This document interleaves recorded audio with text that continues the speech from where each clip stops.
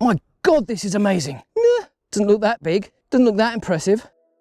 Hey, welcome back. And if it's your first time here, just welcome. Today, I want to talk about big vistas. And big vista photography doesn't get much bigger than this.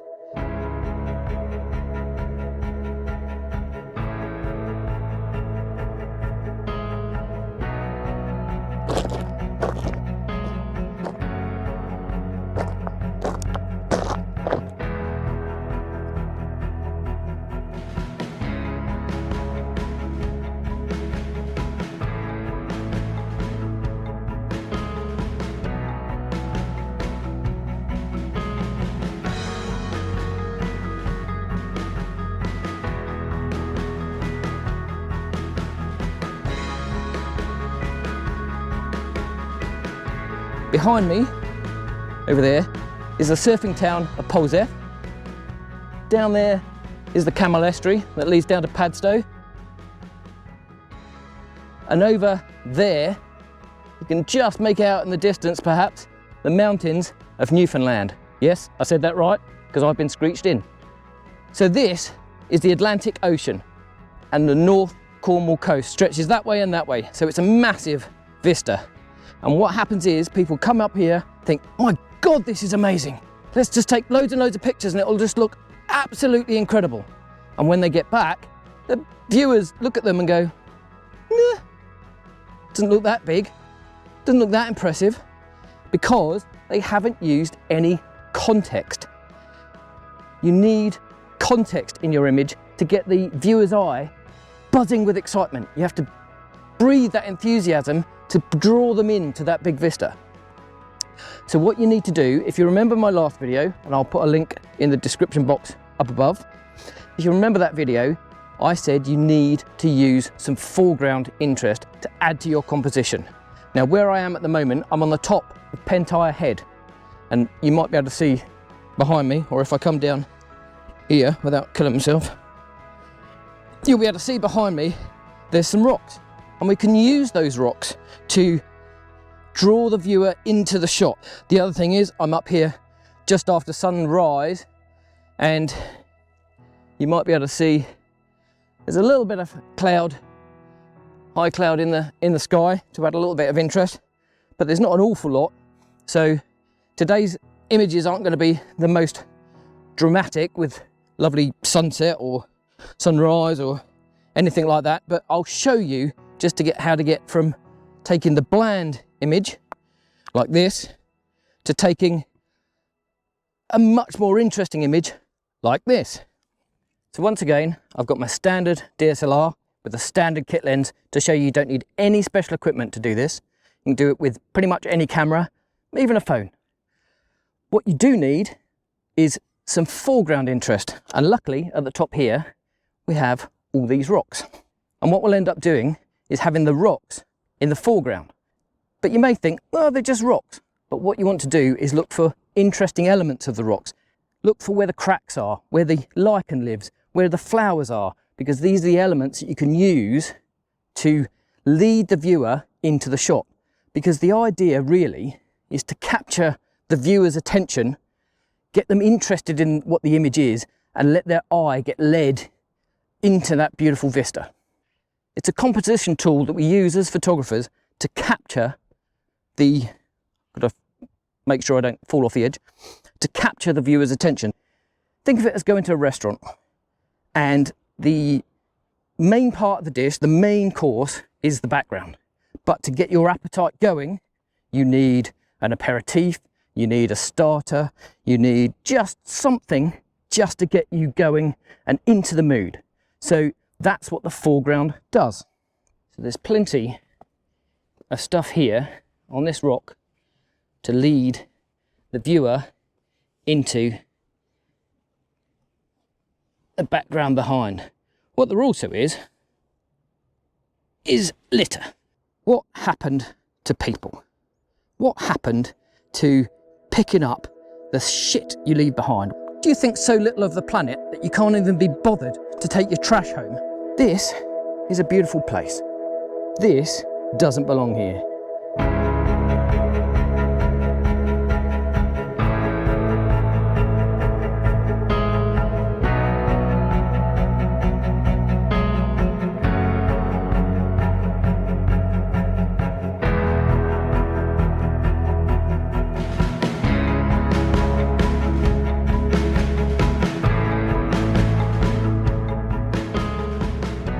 So this rock has some nice cracks that lead out into the vista, and it can just sit at the bottom of the frame.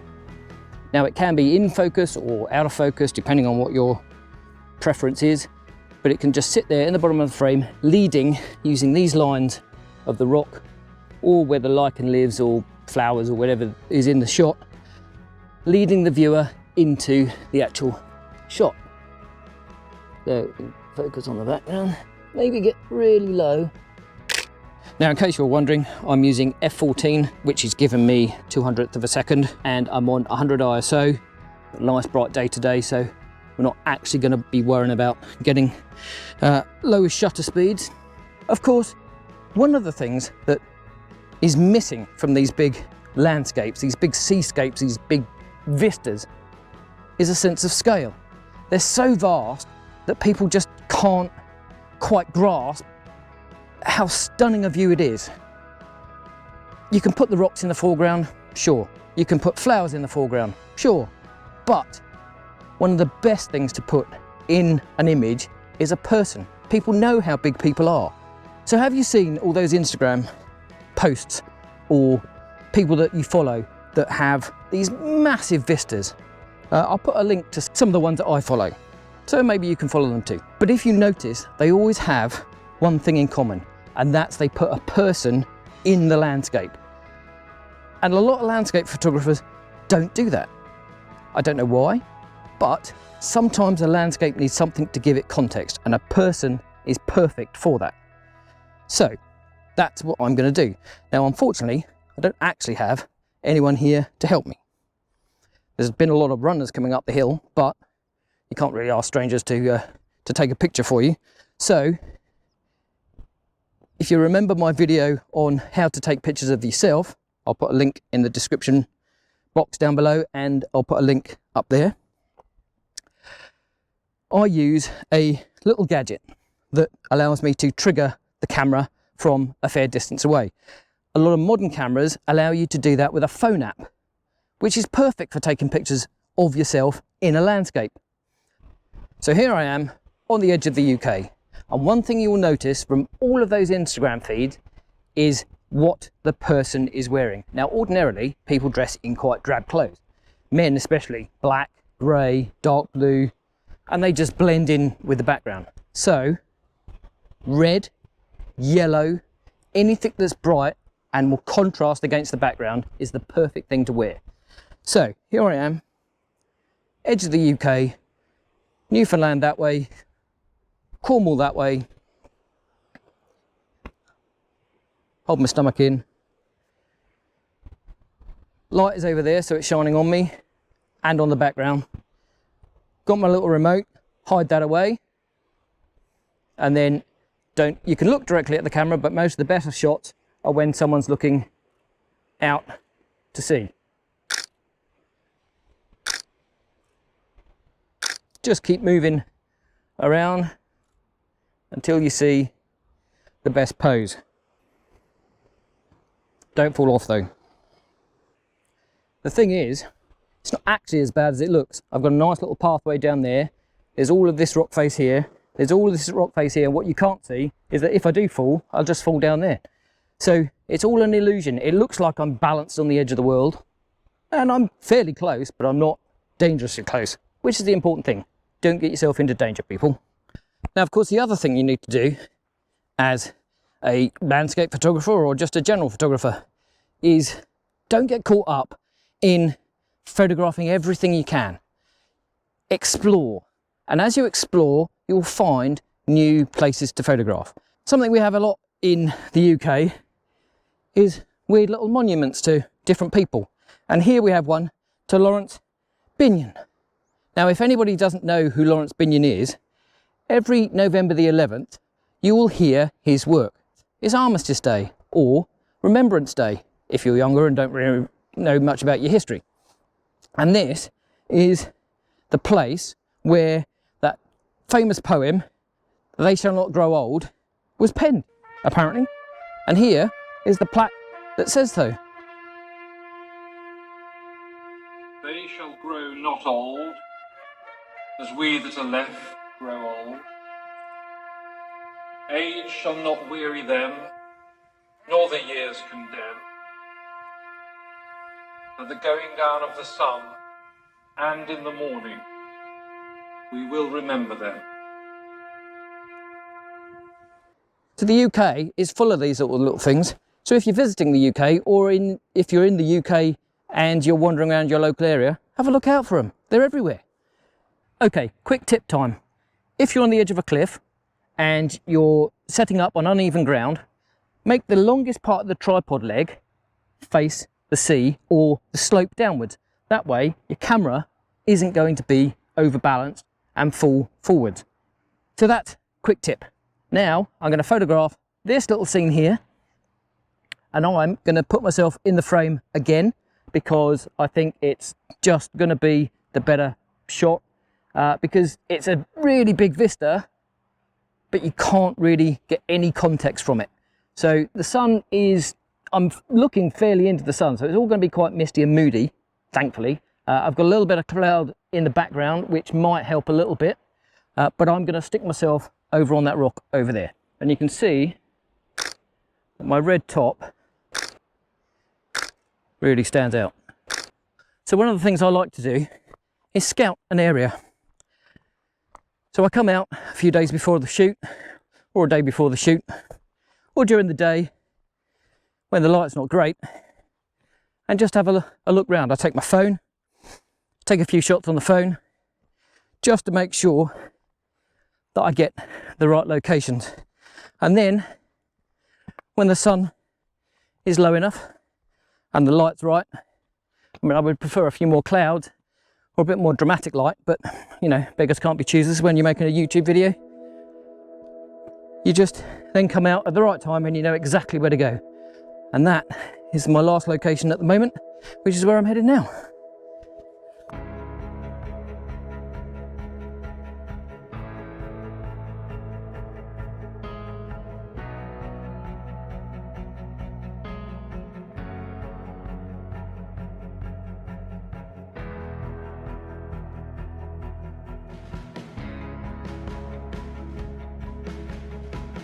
And this is what they call the rumps. As you can see, the landscape down there is all bumpy, which is why I think they call it the rumps. I don't know, to be honest, I could just be making that up, but you can see out there, the next stop is Newfoundland. And this is one stunning vista. Okay, so the observant among you will realise I've taken one red top off and I've got another one on, because I knew it was going to get hot today. It's quite cold when I came out, but I knew it was going to get hot, so I put another red top on so I can stand out against the background. Now, what I'm doing at the moment is just levelling this shot up. So I've got this set of rocks here in the foreground, and then the vista in the background. Now what I'm going to do with this one is a stack focus. So I'm going to do the foreground as one shot, the middle ground as one shot, and the background as one shot. Each shot will have the element that I want in focus, and then in post-processing I'll stitch them together and make a nice image, which you could say is fake, but what I'm doing, I'm using the sharpest point in my lens to focus on the right parts, so everything is really critically in focus. And what I'll do, I'll show you the individual shot and I'll zoom in to 100% to show which bits are in focus and which bits are out of focus, and I'll show you just how to do it. It's very, very simple. Affinity Photo's got it, which is what I use at the moment on my laptop. Photoshop's got it, Lightroom's got it. Pretty much any post-processing software has the ability to do it. It's very simple. There's tons of videos on YouTube to show you how to do it. I'm not going to go into it here, but if you want to know how I go about doing it, then leave a comment below and I'll maybe do a video of how I do it. So what I want to do first is just zoom in on the rocks, set myself to manual focus, focus on the rocks, and then I'll use my little gadget so I don't, and then zoom in to the middle ground.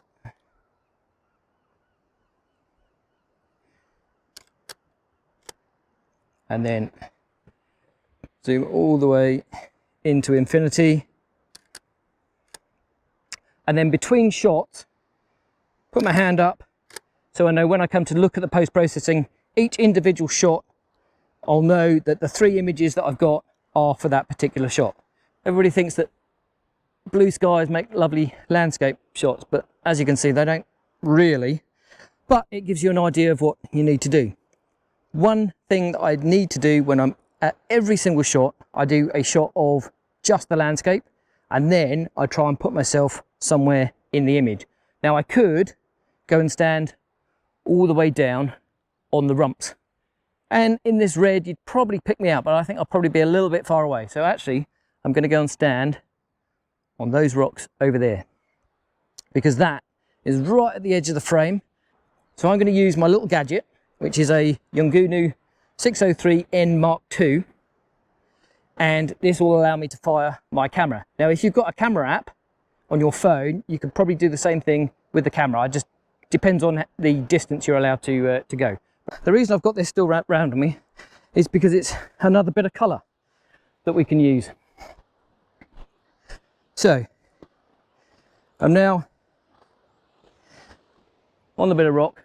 The Yongunu, although I'm still quite a long way away, people can zoom in, so I need to keep that on the opposite side of my body to the camera, and then just hold the old belly in, look out to sea, and then just keep taking shots.